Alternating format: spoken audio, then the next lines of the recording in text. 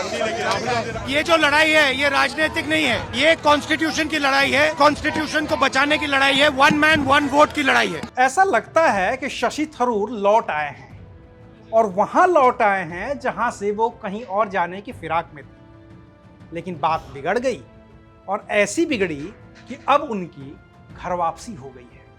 और तभी तो वो साफ साफ कह रहे हैं कि चुनाव आयोग को राहुल गांधी के सवाल का जवाब देना ही चाहिए।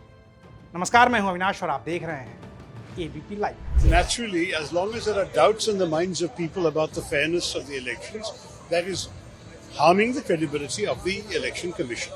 As long as those doubts are removed, then the Election Commission's credibility can be regained. So the Election Commission's own interest lies in addressing these questions. तो सुना आपने, शशि थरूर कह रहे हैं कि राहुल गांधी ने कुछ गंभीर सवाल उठाए हैं और चुनाव आयोग को भी गंभीरता से उनका जवाब देना चाहिए।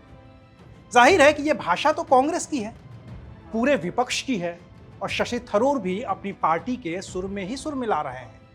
तभी तो शशि थरूर ने यह बयान उस विरोध प्रदर्शन के दौरान दिया है जिसकी अगुवाई खुद राहुल गांधी ने की थी और जिसमें विपक्ष के करीब करीब 300 सांसद मौजूद थे।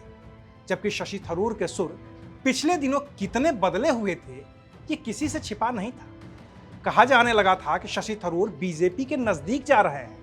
सोशल मीडिया पर तो लोगों ने न सिर्फ शशि थरूर को बीजेपी में शामिल करवा दिया था, बल्कि उपराष्ट्रपति जगदीप धनखड़ के इस्तीफे के बाद लोग शशि थरूर को उपराष्ट्रपति भी बनाने लगे थे।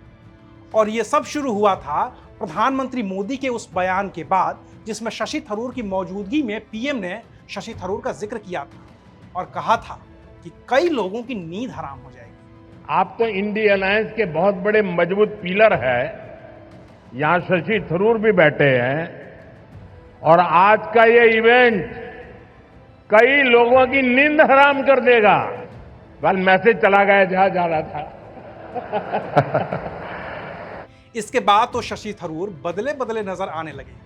सार्वजनिक तौर पर प्रधानमंत्री मोदी की तारीफ करने लगे।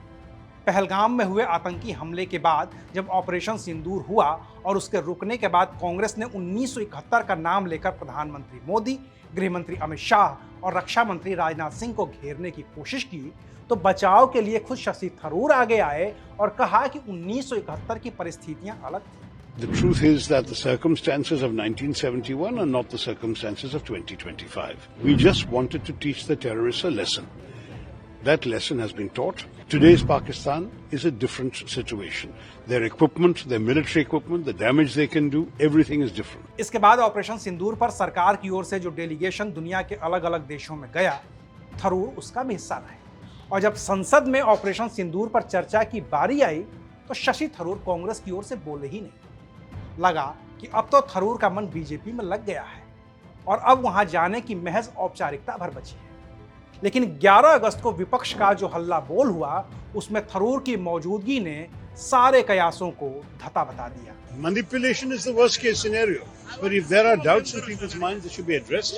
There may be answers available to these questions, but those answers must be provided credibly. That is my only request, that the Election Commission should take the questions and address them, rather than insisting on formalities. अब ये बात बिगड़ी है या फिर कोई बात थी ही नहीं, या फिर राहुल गांधी का हाथ शशि थरूर के साथ आ गया है, ये तो थरूर ही जाने। लेकिन उनके सबसे ताज़ा तरीन बयान ने उनके बीजेपी में जाने की बात को अभी के लिए तो टाल ही दिया है। शुक्रिया, आप देख रहे थे एबीपी लाइव।